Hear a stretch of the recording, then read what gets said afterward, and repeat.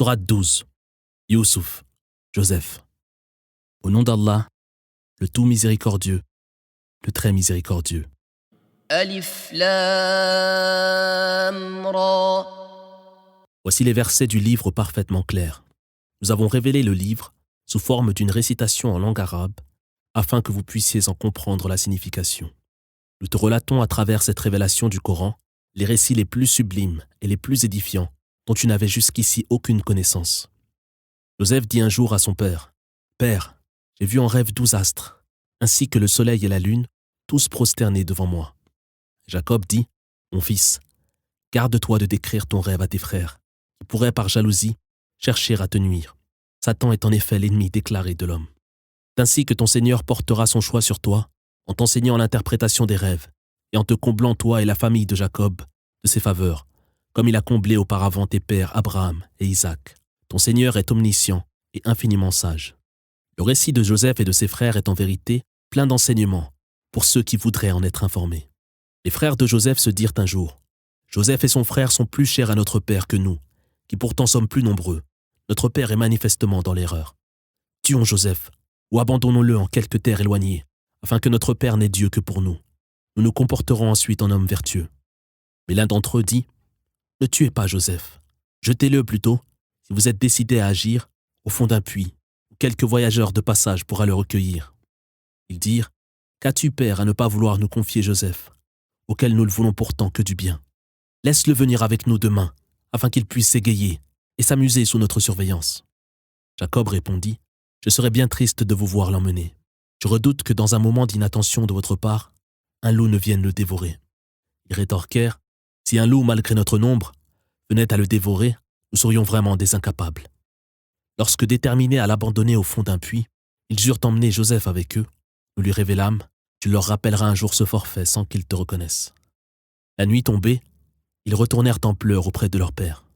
Ils dirent, « Père, nous sommes allés rivaliser d'adresse, en laissant Joseph près de nos effets. C'est alors qu'un loup est venu le dévorer. Tu ne nous croiras pas, même si nous disons la vérité. » Ses fils lui présentèrent alors la tunique de Joseph, tachée de sang, qu'ils attribuèrent faussement à leur frère. Jacob répliqua, « Voilà plutôt un forfait que vous vous êtes plus à tramer. Il ne me reste qu'à m'armer d'une patience avec la plus grande dignité. Qu'Allah me donne la force de supporter vos mensonges. » Une caravane fit halte à proximité du puits et envoya un homme tirer de l'eau.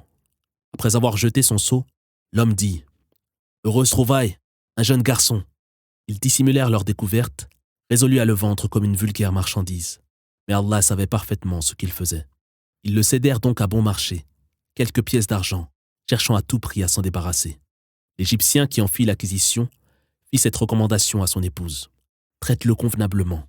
Il nous sera peut-être utile, ou alors pourrons-nous l'adopter. » C'est ainsi que nous avons établi Joseph dans ce pays, afin de lui enseigner l'interprétation des rêves. Nul en vérité ne saurait contrecarrer la volonté d'Allah, que la plupart des hommes ignorent. Lorsque Joseph eut atteint la force de l'âge, nous lui fîmes don de sagesse et de science. C'est ainsi que nous récompensons les hommes de bien. La maîtresse de maison tenta de le séduire. Après avoir fermé toutes les portes, elle s'exclama, « Viens, je suis à toi. » Joseph répliqua, « Qu'Allah m'en préserve. Comment pourrais-je trahir mon maître, qui m'a si généreusement accueilli? Les traîtres peuvent-ils espérer prospérer? » Elle le désira, et lui-même l'aurait désiré, s'il n'avait vu un signe de son Seigneur. C'est ainsi que nous l'avons préservé du péché et de l'infamie, lui que nous avons élu parmi nos serviteurs. Alors que tous deux se précipitaient vers la porte, elle déchira sa tunique par derrière.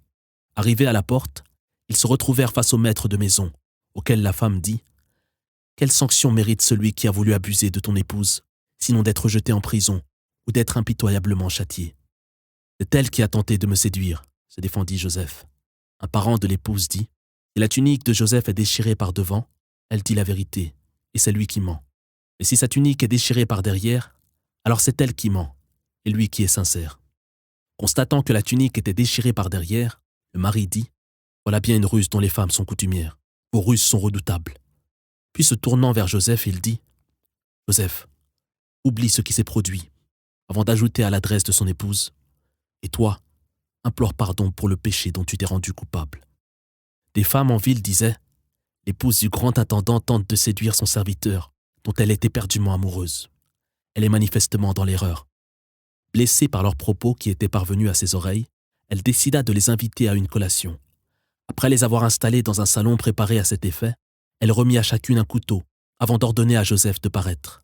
Troublées par sa vision, incapables de contrôler leurs émotions, les femmes se taillèrent les mains en s'exclamant « Allah ne plaise, il ne peut s'agir d'un simple mortel. Ce ne peut être qu'un ange merveilleux. » Elle leur dit « Voilà celui que vous me faites le reproche d'aimer. J'ai effectivement tenté de le séduire, mais il a résisté à mes avances.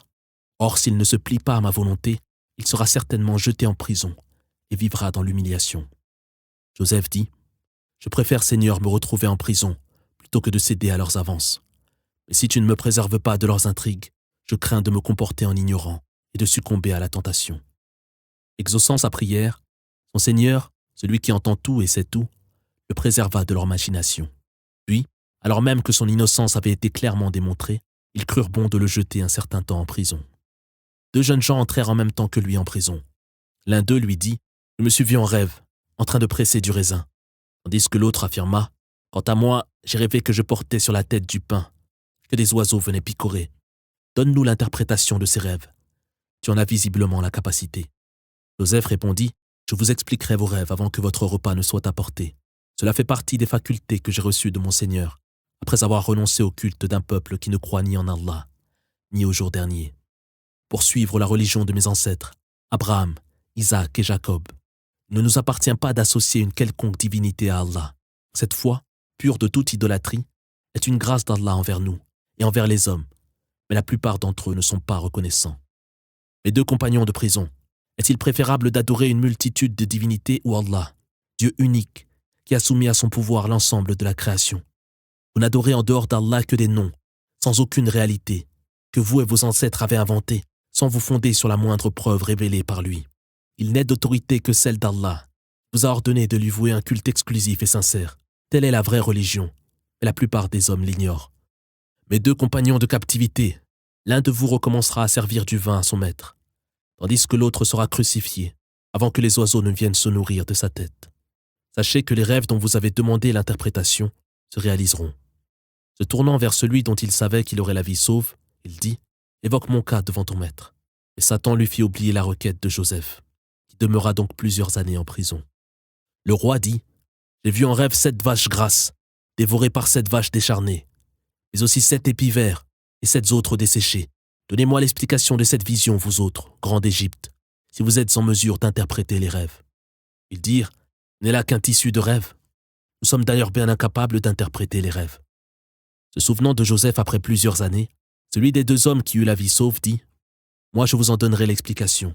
Laissez-moi aller m'enquérir de leur signification. » Une fois en sa présence, l'homme dit « Joseph, toi l'homme véridique, donne-nous l'interprétation de ce rêve où l'on voit 7 vaches grasses dévorées par 7 vaches décharnées, mais aussi 7 épis et 7 autres desséchés, afin qu'à mon retour, ceux qui m'ont envoyé en soient informés. » Joseph répondit « Les récoltes seront abondantes 7 années consécutives, au cours desquelles vous laisserez en épis les céréales que vous aurez consommées, à l'exception du minimum nécessaire à votre consommation. Viendront ensuite 7 années de disette, qui épuiseront ce que vous aurez mis en réserve pour les affronter, sauf une petite quantité que vous conserverez. S'en suivra alors une année pluvieuse, au grand soulagement des hommes, qui pourront retourner au pressoir. » Informé, le roi ordonna qu'on m'amène cet homme. Mais lorsque l'envoyé du roi fut en sa présence, Joseph lui dit « Retourne chez ton maître et interroge-le sur l'histoire des femmes qui se sont tailladées les mains. Mon Seigneur connaît parfaitement leurs intrigues. » Le roi interrogea alors ces femmes. « Que s'est-il donc passé lorsque vous avez tenté de séduire Joseph ?» Elles dirent « À Allah ne plaise, il n'a à notre connaissance commis aucun mal. » La femme du grand intendant décida de passer aux aveux. La vérité éclate à présent. Il dit vrai. C'est moi qui ai tenté de le séduire. J'affirme cela afin qu'il sache que je ne l'ai pas trahi en son absence, et parce que je sais qu'Allah n'assiste jamais les traîtres dans leur entreprise. Je ne cherche pas pour autant à m'innocenter. L'homme est sans cesse poussé au mal par son âme, excepté celui que mon Seigneur, par miséricorde, préserve du péché. Mon Seigneur, en vérité, est très clément et très miséricordieux. Le roi dit « Qu'on me l'amène ici, je souhaite me réserver sa compagnie. » Après s'être entretenu avec lui, le roi lui dit « Nous t'élevons aux plus hautes dignités et t'investissons de notre confiance aujourd'hui. » Joseph dit « Confie-moi l'intendance des dépôts du pays, dont je serai le gardien scrupuleux et averti. » C'est ainsi que nous avons assis l'autorité de Joseph dans ce pays où il pouvait désormais s'installer là où il le désirait. Nous touchons de notre grâce qui nous voulons, sans jamais laisser se perdre la récompense des hommes de bien. La récompense de l'au-delà sera toutefois bien meilleure pour ceux qui auront cru et vécu dans la crainte du Seigneur. Les frères de Joseph arrivèrent en Égypte et se présentèrent à lui, mais sans le reconnaître, tandis que lui les reconnut immédiatement. Après avoir pourvu à leur ravitaillement, il leur dit « Revenez accompagnés d'un frère que vous avez de votre père. Ne voyez-vous pas que je fais bonne mesure et réserve le meilleur accueil? Si vous revenez sans lui, vous ne pourrez plus vous approvisionner ici, ni même revenir dans ce pays. » Ils dirent « Nous ferons de notre mieux pour convaincre son père de le laisser nous accompagner. » Joseph ordonna à ses serviteurs « Replacez dans leur bagage l'argent qu'ils ont déboursé, en espérant qu'en le découvrant une fois de retour chez eux, ils seront incités à revenir. » De retour auprès de leur père, ils dirent « Père, il nous sera à l'avenir interdit de nous ravitailler si nous nous présentons sans notre frère. Laisse-le donc venir avec nous. Nous saurons veiller sur lui. » Il répondit « Dois-je vous le confier comme autrefois je vous ai confié la garde de son frère? Mais Allah, dont la miséricorde est sans égale, saura veiller sur lui mieux que vous. » Découvrant en déballant leurs bagages que leurs biens leur avaient été rendus, ils dirent « Que désirer de plus, père? Nos biens nous ont été restitués. Si nous repartons avec lui, nous pourrons ravitailler notre famille, tout en veillant sur notre frère, qui par sa seule présence nous permettra d'obtenir facilement la charge d'un âne supplémentaire. » Jacob dit « Je ne le laisserai vous accompagner que si vous jurez par Allah de me le ramener, à moins d'être totalement vaincu. » Ayant reçu un engagement de ses fils, il leur dit « Allah est témoin de ce que nous disons. » Il leur fit cette recommandation « Mes fils, gardez-vous de pénétrer dans la cité où vous vous rendez par une seule et même entrée, mais plutôt par des portes séparées. Mes conseils ne vous seront toutefois d'aucune utilité contre les décrets d'Allah, auxquels appartient toute décision et auxquels je m'en remets entièrement. C'est à lui en effet que doivent s'en remettre ceux qui cherchent un appui sûr. » Leur entrée dans la ville, conformément aux recommandations de leur père, ne pouvait en rien les soustraire au décret d'Allah. Il s'agissait seulement d'une précaution que Jacob ressentit le besoin de prendre. Il savait parfaitement, comme nous le lui avons enseigné, que rien ne peut modifier nos arrêts, ce que la plupart des hommes ignorent. Lorsqu'ils se présentèrent à Joseph, ce dernier dit en aparté à son frère Benjamin « Je suis ton frère. Ne sois donc plus attristé par leur conduite passée. » Après avoir fait charger leur monture, Joseph ordonna qu'une coupe soit dissimulée dans les bagages de son frère. Puis un homme les interpella. « Caravaniers, vous êtes des voleurs. » Se retournant vers les Égyptiens, les frères de Joseph demandèrent « Que cherchez-vous » Ils répondirent « Nous cherchons la coupe du roi. Celui qui la rapportera obtiendra la charge d'un âne. Je m'en porte garant, » ajouta l'un d'eux. Les frères de Joseph dirent « Par Allah, vous savez très bien que nous ne sommes pas venus dans ce pays pour commettre le mal et que nous ne sommes pas des voleurs. » Les hommes présents demandèrent « Quelle peine devrait être infligée aux voleurs? Il s'avère que vous êtes des menteurs. » Ils répondirent « Celui dans les bagages duquel la coupe sera découverte devra, en punition de son geste, être livré à sa victime. C'est ainsi que nous punissons les voleurs. » Joseph commença par examiner leurs bagages, avant ceux de son frère, dont il finit par extraire la coupe. C'est ainsi que nous avons inspiré cette manœuvre à Joseph, qui ne pouvait se saisir de son frère selon la loi du pays, à moins qu'Allah n'en décide ainsi. Nous élevons en rang qui nous voulons, mais il n'est d'érudit qui ne trouve plus savant que lui. Les frères de Joseph dirent « S'il a volé, l'un de ses frères a dû agir de la sorte avant lui. » Joseph, qui ne montra aucune réaction, dit en lui-même « Votre conduite est encore plus infâme, mais Allah sait la vilainie de vos calomnies. » Ils dirent « Grand intendant, son père est très âgé. Retiens l'un de nous à sa place. Nous voyons en toi un homme de bien. » Joseph répondit « Qu'Allah nous garde de retenir un autre homme que celui chez qui nous avons trouvé notre bien.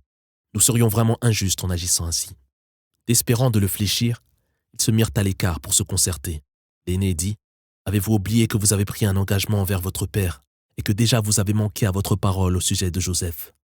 Je ne quitterai donc pas ce pays avant que mon père ne me l'ait permis, ou qu'Allah, le plus équitable des juges, n'ait rendu son jugement en ma faveur.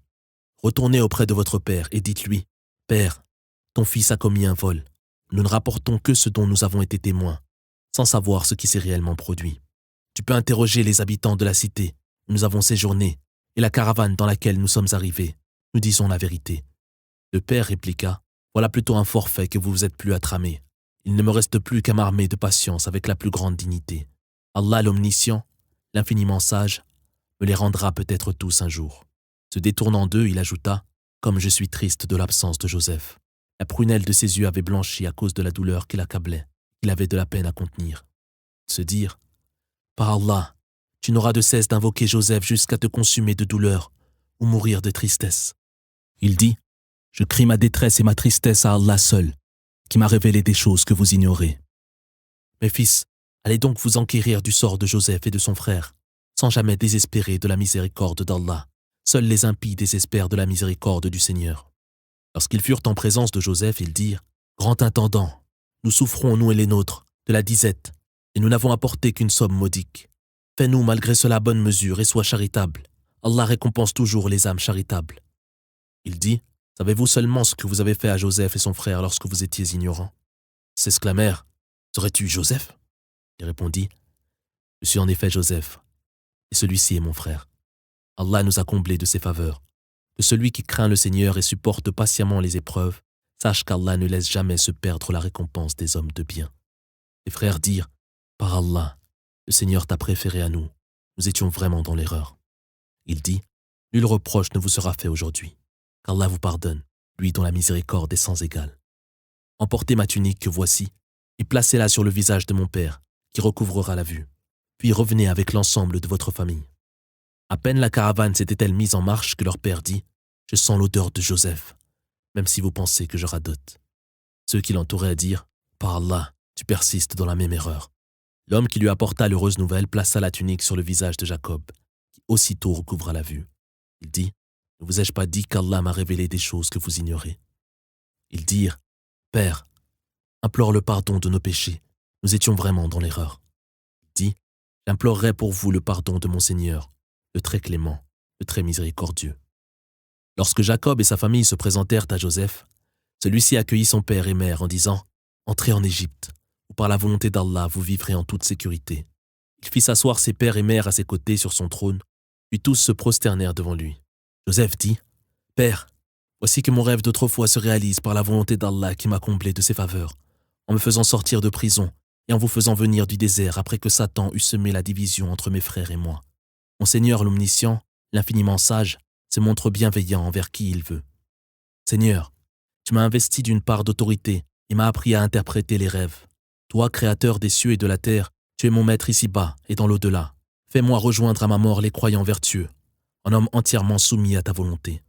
Ce sont là des événements inconnus de toi que nous te révélons. Tu n'étais pas parmi eux lorsque les frères de Joseph décidaient de commettre leur forfait.